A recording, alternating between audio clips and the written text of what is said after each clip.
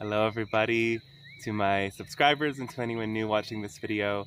I thank you so much for tuning in today as I hope to explore this really beautiful theme of money and abundance, because of course money is just one expression of abundance. It is the most commonly sought after in the world because it is the one that really gives us the most power to instantly create and manifest, though there are other forms of abundance as well. And I want to talk in this video about, there's so many layers to the subject, so this is going to be more of a broad overview, but basically about our belief systems and our behaviors, the different vibrations and patterns that operate in our life that determine how much flow we allow in and how we block that flow. So I've been on a really broad journey with this subject, and I began living here in Guatemala in 2013, and when I arrived I had not much more than $100, and I learned from that point forward how to kind of live as a healer and offer my gifts and just receive the abundance of the universe. And it's not been easy and it has also been very rewarding to be able to choose, this is what I am here to do and I'm going to somehow make it work. The life before, I was living in Pennsylvania and Philadelphia and my hometown Reading, kind of back and forth, up until that point was not something that I wanted to continue, and I wanted to open to new ways of doing things. The path of kind of living in that structure of society wasn't appealing to me, so I had to find a way to make it work.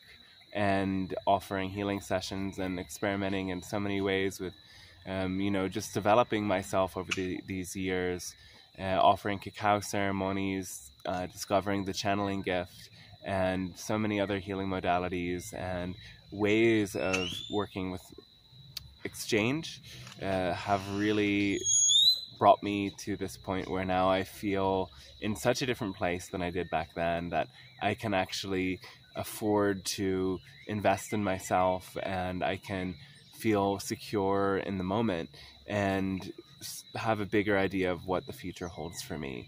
So it did take me a long time to get there, and I start with saying that because this isn't something that happens overnight. Now, I haven't even planned this video, but I have a lot to say that's already in there. So I'm going to start with this first tip. Number one, that thing that you need to cultivate in order to have flow of any sort is self-worth. So this is still a challenge for me, and this is probably why it's the first thing that I speak about, is how do we really feel completely worthy? How do we feel that we deserve this? And the fundamental positive belief system we have to learn to shift into whenever we notice these negative belief systems as arising is that my existence is fundamentally enough for me to deserve having all of my needs met. So the belief system that we may not be enough, or we're not worthy, or we have to do something first in order to receive, all comes from the conditions of society that limit and constrict us. So we need to uproot those belief systems and remind ourselves of our worthiness again and again and again. It's a continuous process. And what I am even more noticing with me is that I sometimes feel like I want to be the more generous one, and I want to be the one who gives more. So there's this pattern to be the pleaser or the good one, and there's this sense that receiving money makes me the not as good person.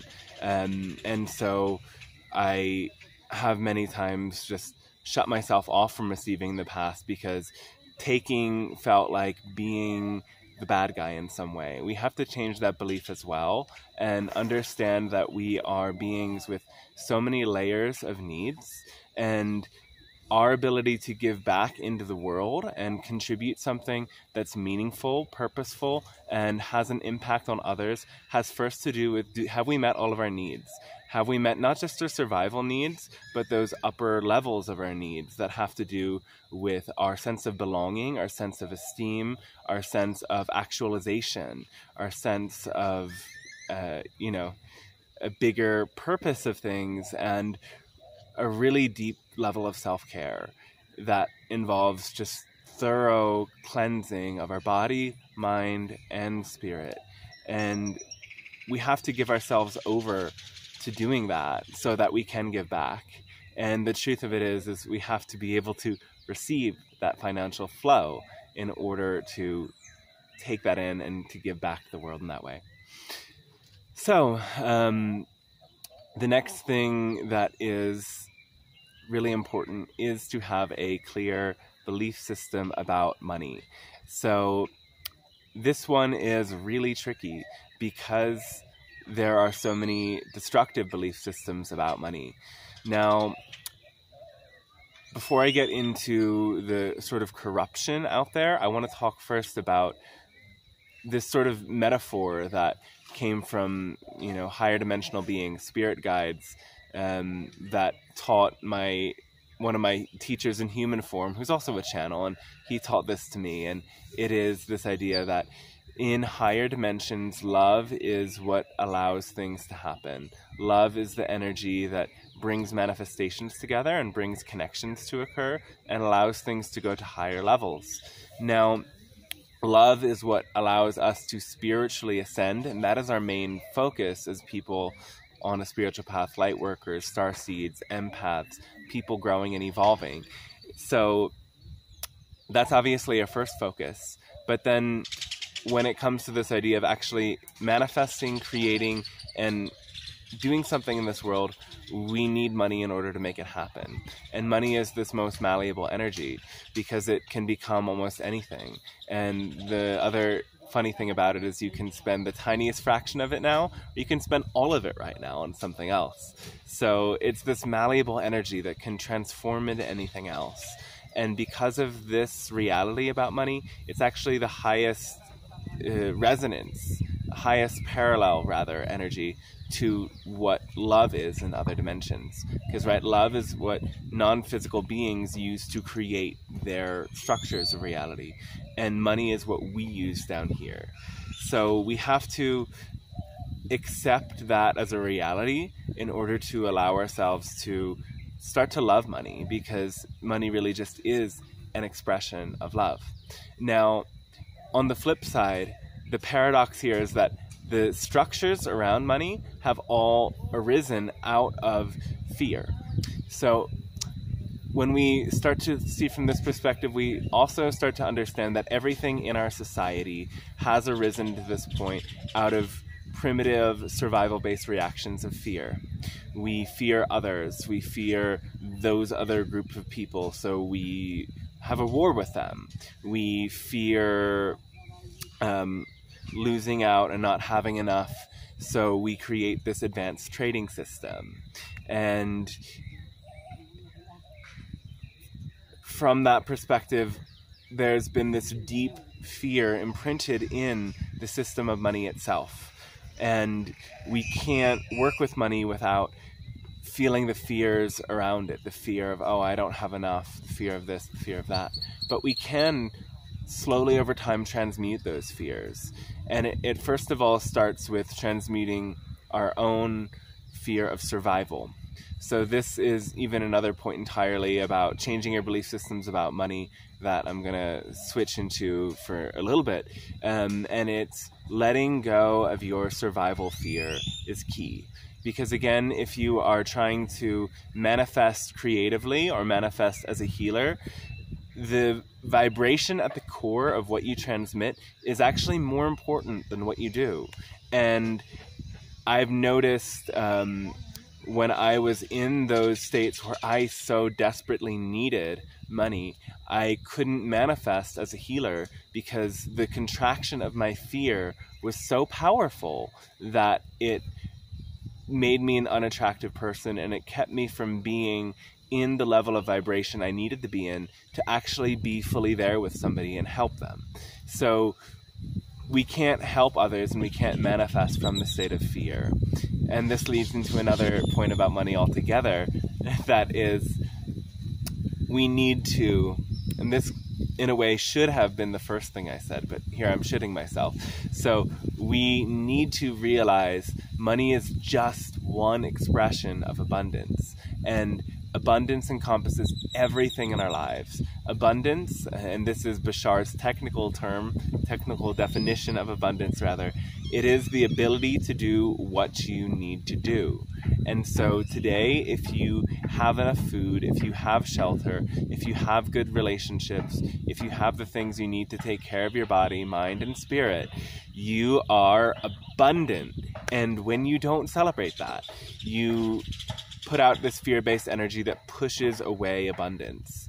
And of course, there are fear-based ways of manifesting that, manifesting abundance, but that puts you in a separate sense of self. That's the old world. That's competitive business.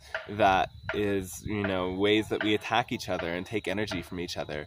And as healers and light workers, we don't want to be in that vibration. We want to be in a co-creative vibration where we are truly working for the well-being of every being out there. And in order to do that, we need to transcend the fear, and we need to be really clear, transparent, honest. And that is an energy that people feel. So changing our definition about abundance so that we don't feel that fear. And sometimes for many people that does mean that we seek out alternative ways of receiving housing, of receiving food, and receiving exchanges of services. Understanding that we have something valuable to give.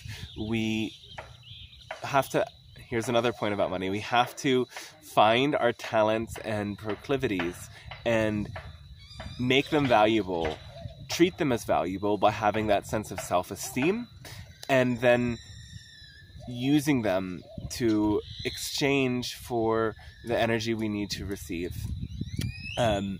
So there are so many ways that we can receive housing, food, and other things that involve just naturally shining our light.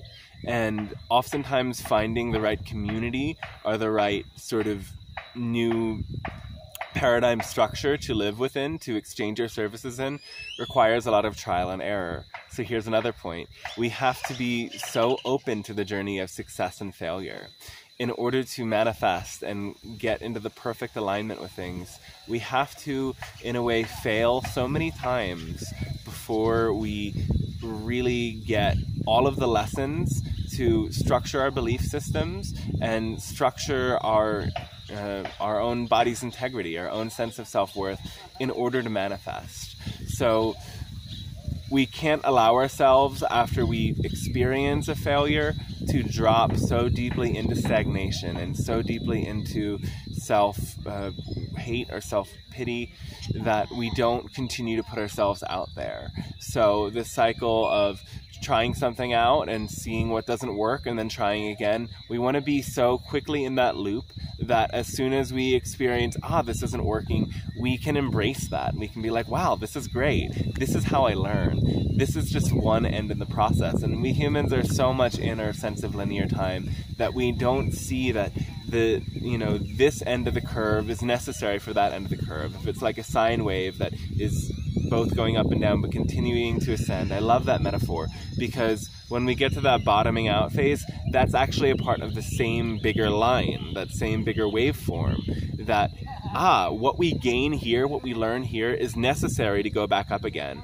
But if we move into this continuum, we have to be open to that trial and error experience. And I don't know, some people may be into Gene Keys and human design, especially if you have a lot of 3 lines.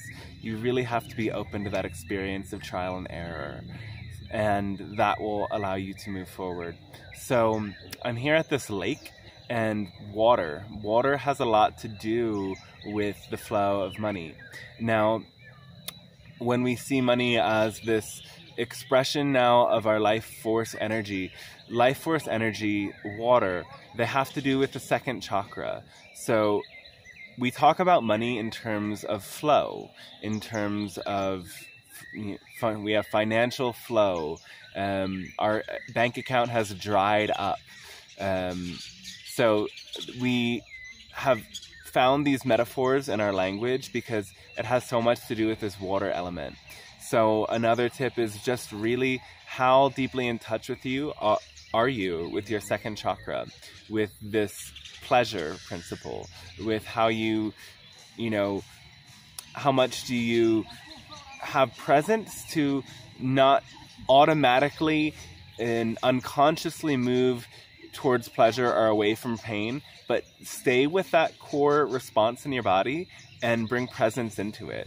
And yes, you go for the pleasure, and yes, you move away from pain, but you do it consciously and with all of your awareness, and you take that pleasure in, and you feel when you're eating that delicious thing, every bite is like this orgasm in your mouth. Can you get to the point that you do that? That you just allow every bite of the delicious thing to be like this sensual, orgasmic experience, because that's what you need to do in order to drop fully into your presence in your second chakra. And with that presence in your second chakra, you generate a very powerful energy that gives you the power to do all of these other things. So being grounded in that way and allowing yourself to literally flow and to feel is so much a part of this. And so is our sexuality. It's very common that if you have a block with money, you also have a block with sexuality. And if you have a block with sexuality, you also have a block with money. And it is just through this deep relation together here in the sacral chakra. So we have to be able to feel deeper, to allow ourselves to flow, to not get stuck at any point. When we are feeling stagnation, we have to bring it to expression. We have to either journal, talk about it, meditate, exercise, go for a swim, do something that switches us back on. So I made a whole bunch of points here, and then I jumped around from one to another because they really are just mini parts of a whole bigger thing. So where did we start? We started with self-esteem. We started about changing our beliefs about money. We moved to seeing abundance as much more than money and shifting out of our survival patterns. And then we moved into finding flow and not allowing ourselves to be stagnant, and also developing a sense of clear worth in our talents and values. So those are 5 really broad topics that I will probably be able to make an entire video on every single one of those in the future. But here, kind of summing this together, what is most important?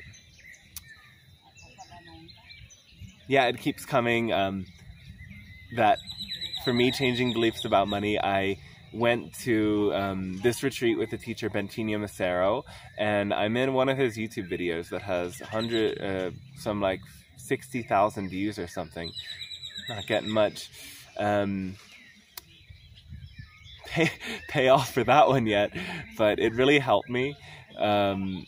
And at the same time, we can see Ventini Acero as a figure who may be a bit shifty in how he relates with money, actually. So Ventini worked with me in clearing a lot of judgments that I had about certain people, like business people, and about money itself.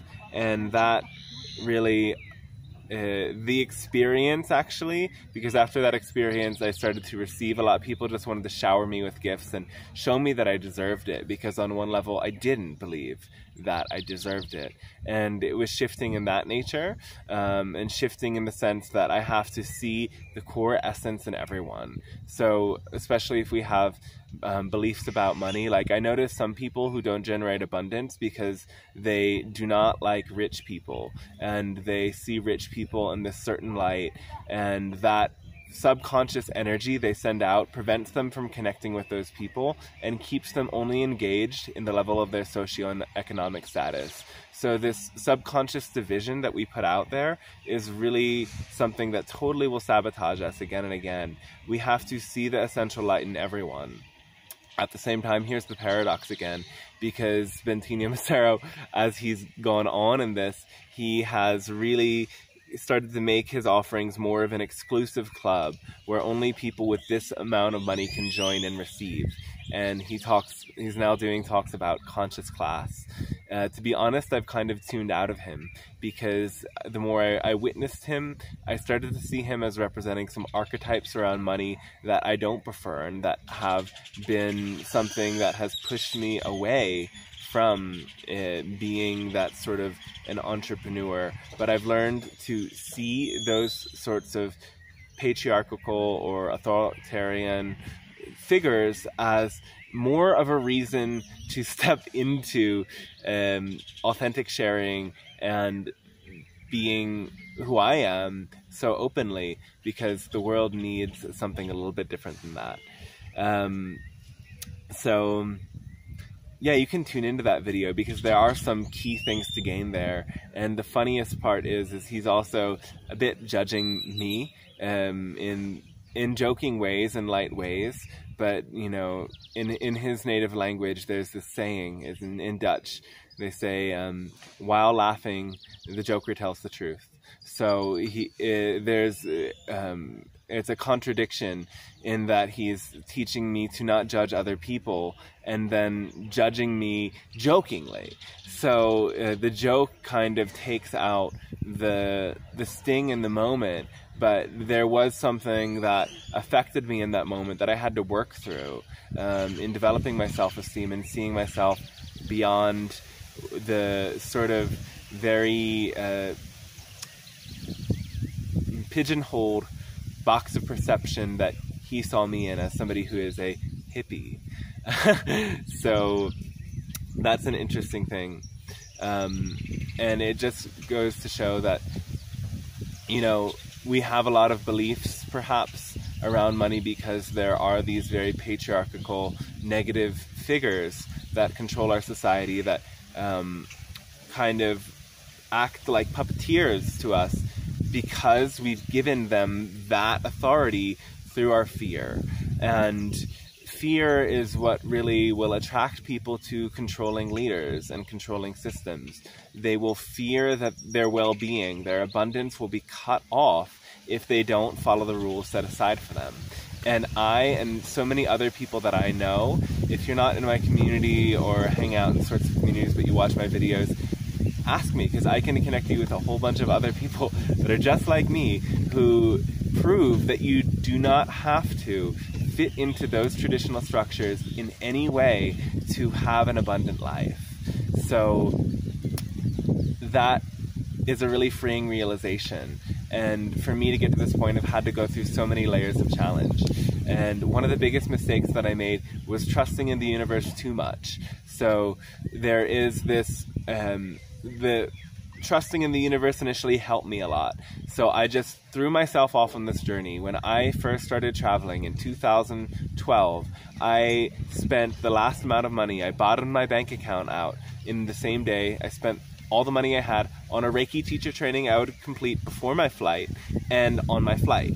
And I didn't know what would happen from that point, but I got a message from the universe to just trust. And doing that is so important sometimes. However, we have to have some sense of what is going to come, and we have to keep opening ourselves up to that flow. We have to have enough self-worth and value in that process that when we say we're just going to do this crazy thing and let the universe support us, that we fully believe, or at least partially, more than 50% believe we are worth it and we can do it.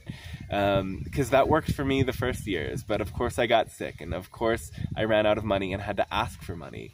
So for me, the sense of self-worth has been so challenging because there have been a lot of experiences that bring me to feel worthless because I don't have money. And this is something that, you know, it can be a self-fulfilling prophecy. It can be a repeating loop that we don't have self-worth because we don't have money, because we've come to see the amount of money that we have as something defining about ourselves. And because we don't have self-worth, we don't allow ourselves to get more money.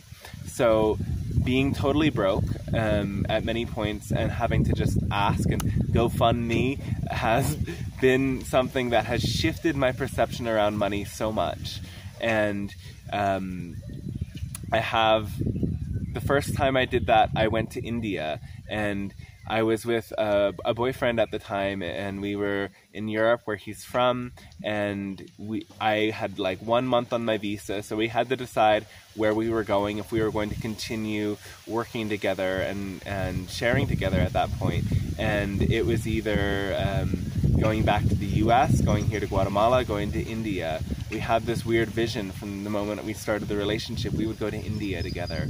So he pulled out a crystal pendulum at the moment we were really like sitting with this decision. The crystal pendulum said go to India. He asked me to check. The crystal pendulum said go to India. But I had like 100 some euros, and he was getting some money from the government, and we were doing cacao ceremonies and healing sessions, and we boldly together decided that we could make enough money for our India trip, a 5-month trip to India, in 1 month in Belgium and Holland, offering cacao ceremonies and healing sessions. And a month later, I had about the same amount of money and a visa and some supplies to take with us. And so on the first day, all of my things were stolen. And I had to, throughout that trip, post on Facebook, hey, this is what happened to me, and I'm really sick, and my ticket back isn't till this point. So please support me. I can offer you something in the future. I'm going to go to this place where I'm going to teach yoga and Reiki, so I'll be supporting myself in some regard, but I could really use this help.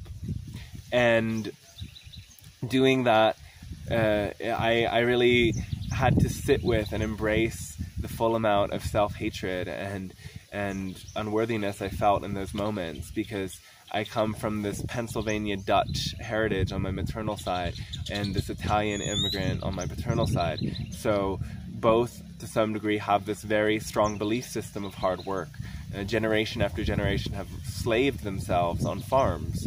So I received this imprint, and I've had to do a lot of work to change that, because, you know, I did work hard growing up. I was obsessed with my studies and spent way too much time working at school and to get great grades. I thought that was leading me somewhere, and to shift into allowing myself to receive in a more yin state has been so different and so challenging. And that's also something that I noticed before. It was like having to expend so much energy to get something, whereas now I'm learning and working to be more yin in how I do things. But I still have to strive quite a lot, and I spend a lot of time on the screen. I commit to making videos, and I commit to doing sessions and really showing up regularly. So that's a point that didn't come in earlier in the video, because before we were talking more about self-worth and energetic things, but here is maybe what people already know, but expressing it in a more clear way, is that you just gotta keep doing it. You have to have deep commitment to what you want to do and what you love doing.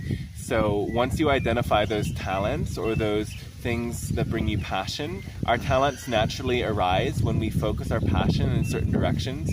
We have to put all of our energy into doing it again and again and again. And this is like the 29th gene key, which shows up a lot in my profile. It's half-heartedness, commitment, devotion. We have to be committed and devoted. Half-heartedness is when we are so afraid of a certain outcome that we can't put all of our heart into doing it. We fear our failure, or we fear what may happen so much more than we focus our heart on what could happen.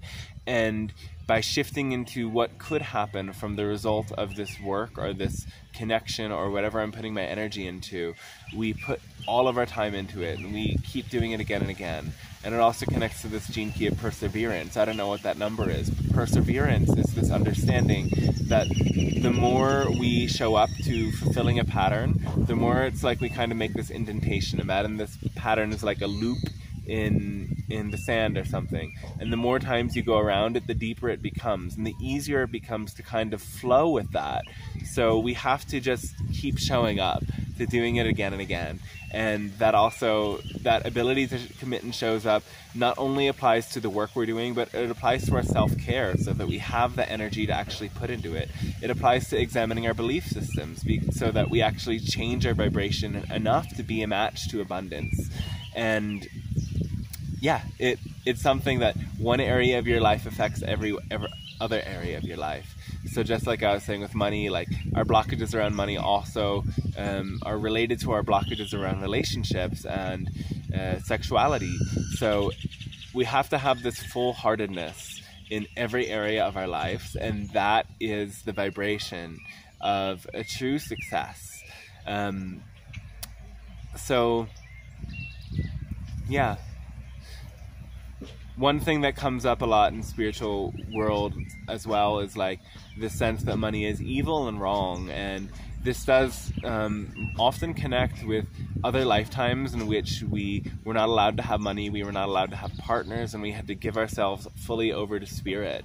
This still shows up in the spiritual community, and it also connects to the sort of more dark side of the major organizations, especially Catholicism and Christianity, that on the flip side, within the same organizations, the other end, what they call Satan, is used, and that energy is used to drain energy from other people. And all of these things that are kind of forbidden by one end of it is secretly used in the other. So those organizations want us to cut ourselves off from certain frequencies that actually give you power, and they keep that power for themselves so that they can be like those puppeteers. We have to cut ourselves free from that entirely and understand that this is such a part of the spirituality of our times that it even slips into the New Age, and certain levels of restriction and control slip into a lot of New Age teachings. So again, you may want to watch my video about finding inner authority, because we do have to, in a way, learn to not take so seriously all of the belief systems that are enforced from spiritual organizations and other expressions of spirituality that are so common in our world, and find inside what actually aligns with us in the highest and truest way. And finally, another idea that comes out around this is to receive and give are two sides of the same coin. And again, it's a dualistic perspective to see only the receiving, and to see that receiving as taking, because energy, if somebody has energy to give you, they must have received it. And so to be open to giving and receiving allows that to flow. And there is this understanding that to give unconditionally is actually the greatest gift that you receive, because giving unconditionally is the highest expression of Source. Source gives us life. Source gives us this reality. Source gives us everything unconditionally. And when we are able to give unconditionally, then we receive that same, vibration of Source, that same unconditional loving consciousness. And so when you understand that the people who are giving to you unconditionally are receiving that huge blessing, and you're actually supporting them by allowing them to receive a high degree of unconditional love, then all of the guilt, the receiver's guilt, falls away. Because again, receiver's guilt is one of the biggest blockages to money and to sexuality and to everything in our lives that we aren't really taking in. So letting go of our receiver's guilt is in seeing we are allowing the other person to receive that great gift of unconditional love. And as they receive it, it is opening this dynamic exchange that, you know, we also have to learn to keep giving unconditionally. Give what we have and we will receive more. So even the act of making these videos is an unconditional offering. I am posting on the channeling videos you can donate, and people actually do it. So I'm not concerned with this video, I am going to get this much money, but the vibration of me putting out there an energy, even if only like a couple 50 or 100 people see it, it opens up some sort of portal that then allows me to receive. So if you're holding on to your energy and holding on to your time and holding on to your money, you'll never get the other expressions of abundance that you actually need. So open yourself to receive unconditionally and give unconditionally. And that will allow for some of the greatest things to emerge. And this all said, I'm still somebody who lives with a pretty modest degree of money compared to the degree of money that most people live with in the Western world. And I just have to say that we are so super duper privileged. And I also have to say, especially those of us from Europe, where there's so many social systems in place that give you the basic aspects of abundance that you actually need.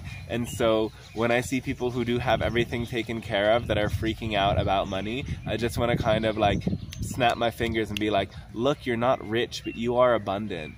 You're not a billionaire, but you are abundant. And you can't get to where you're going if you keep that loop of, oh, I don't have money, because there's definitely ways for people in this developed world to get the resources they need. Now, I live in Guatemala right now, and I've lived in a lot of parts of the world, like India, Latin America, where there is systemic poverty, and it is across many generations, and it's really sad, okay? And the contrast of that has at first made me feel worse about receiving. Like when I first got here, I was like, how do I receive 300 quetzales for a Reiki class? That's $40 or something, or $30.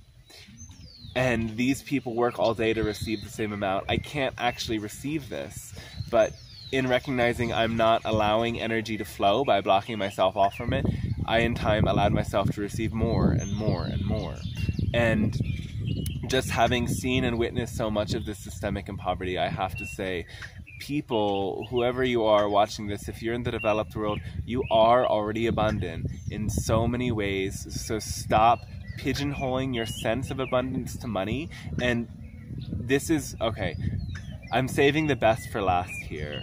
The most important thing for abundance to flow is gratitude, because gratitude brings you into the receptive mode. Because gratitude, when you can shift your focus and just be in the vibration of what you're appreciative of and what you're grateful for even a minute or two, everything in your energy shifts, and that fear-based energy that pushes away abundance diminishes, and you start to receive more.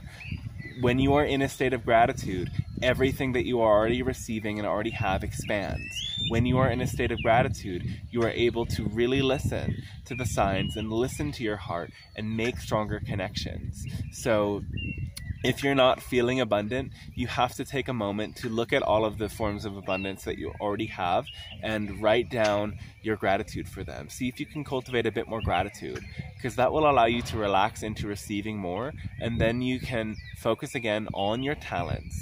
What are the unique things that you have to offer that other people need? And you can then work on, how do I cultivate this esteem around that? How do I feel good in doing this? How do I express my highest love in doing this? And then again, you can change your beliefs around money and receiving so that you can develop those exchanges and expand through them. And again, it's working on every single layer of your being. And so don't allow your pursuit of money to sabotage your efforts in creating a solid self-care and solid relationships, because without that, taking these steps to move forward aren't going to work.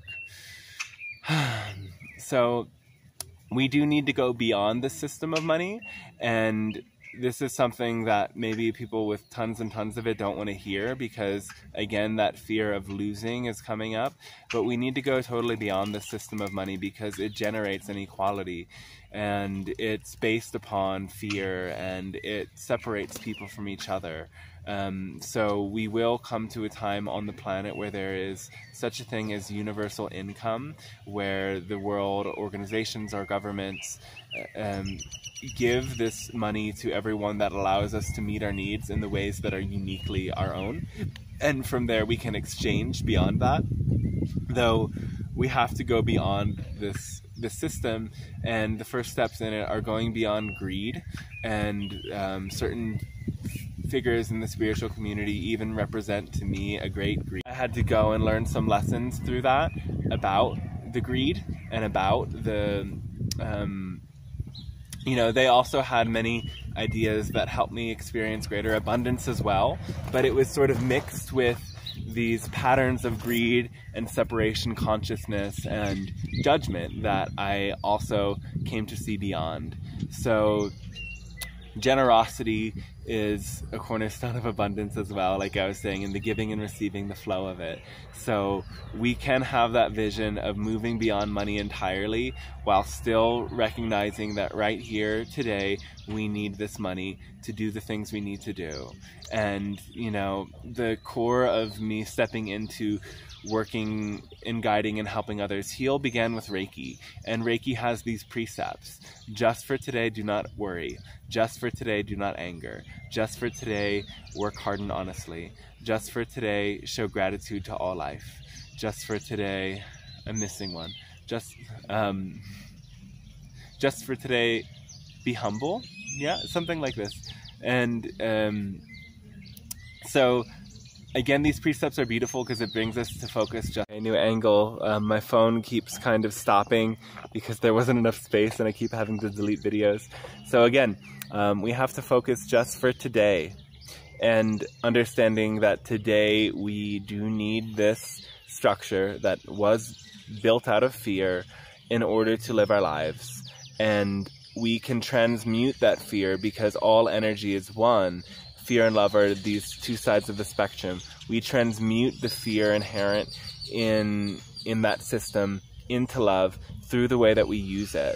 And we can't look towards that bold future, that beautiful future where we're beyond the system entirely right now. We have to live in reality today. We can always hold that as part of our vision, though we have to recognize what we need to do today. And a final thing, a final tip that has helped me with abundance is expanding my sense of what I actually need. Because I am someone who has been really capable of living with less, and that has been a humbling experience, living in these more developing nations and stripping away my value system from the things that we're so conditioned to think we need.